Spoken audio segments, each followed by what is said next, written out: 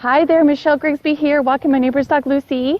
And what I'm going to give you right now is an amazing quick training that was actually created by one of the top network marketing trainers in the industry. And I have learned so much from his trainings. And what this is, guys, is 3 things that you should not be doing on social media. And I absolutely love these, and I think you're going to learn a lot from it, and you're also going to learn a couple of tips on what you should be doing as well. So I look forward to you getting access to this training. See you later. Here's some things on what not to do on social media.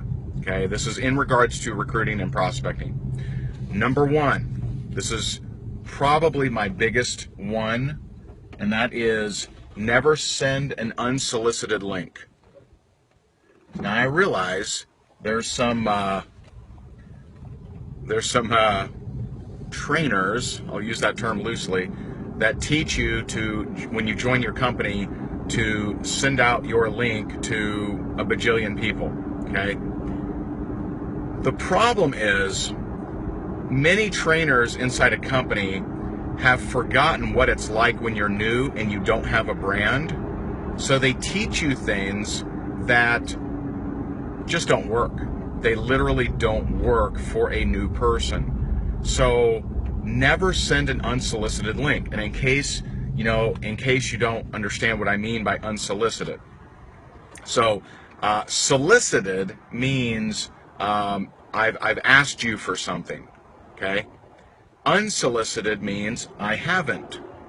So every day, until we eradicate this poison from our beautiful profession, every day I receive Facebook messages from people that say, Ray, my product is so amazing. It will help you grow your toenails and eliminate unwanted body hair and help you with more energy. Here's my link, check it out.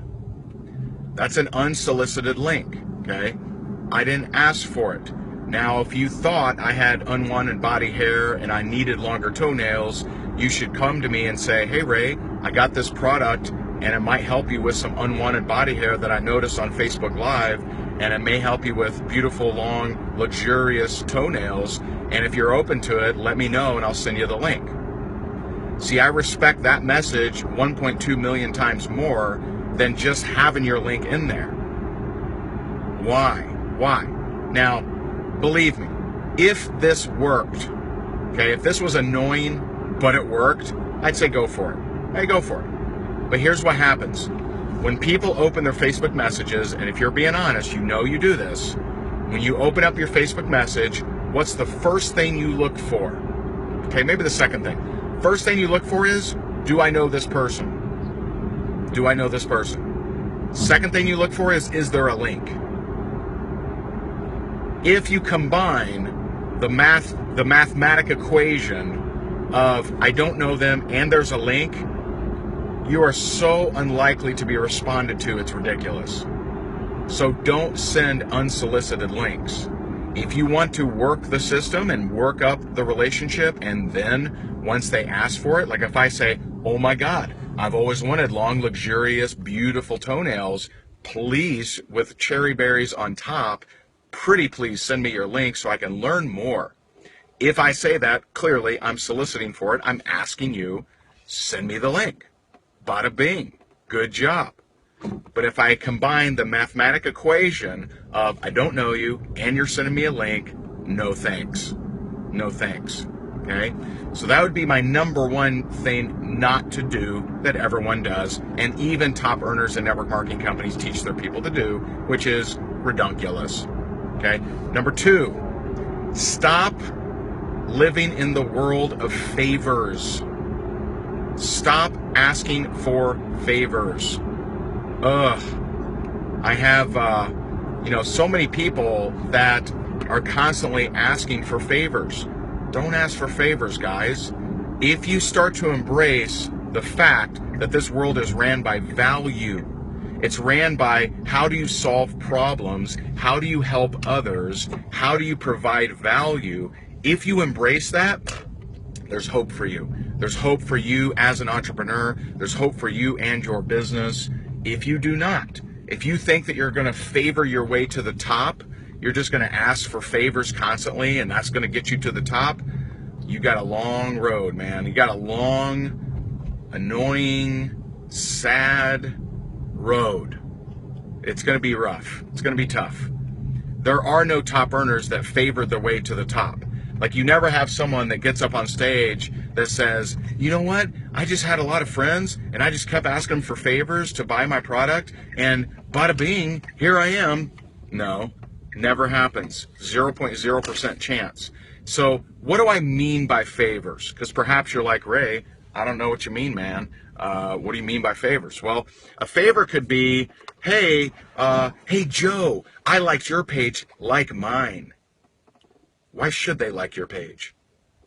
Why should they like it? Does it solve their problems? Does it provide value? Does it inspire them? Is it something that they're asking you about? Do they want to be a part of your community? And how did you determine that need? Don't stop it, okay? And stop asking for favors of, hey, check out my page. I checked yours out, right? Hey, could you do me a favor and just take a look at what we're selling here? Stop asking for favors. Now, there are some psychological things you can do with asking favors. Like my buddy Robert Hollis teaches some stuff around that. But it's a little different, and you need a little bit of advanced psychology to understand what I mean by that. So with that being said, if I just teach you not to rely on favors, then I'm doing you a favor, okay? Don't ask for favors. Focus on value. How do you solve problems? How do you add value? How do you help somebody? How do you make them happier, more inspired, more fired up, okay? Focus on what do you have that could be of benefit to them, not what you need. Like one of my buddies, Bob Bird, he says, your prospects don't care about your sales quota. Hey, I got a quota. Why do they care? They don't care about your sales quota. They just don't. So why bother telling them? Why bother telling them it? Okay. Number 3, stop giving away all the information about what you have to offer. And you do this every time you put your company, your network marketing company name on your social media platform. Every time.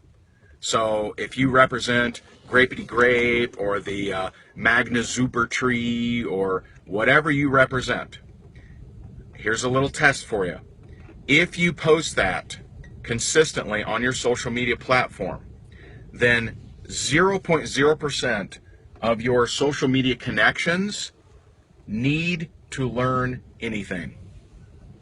They don't need you.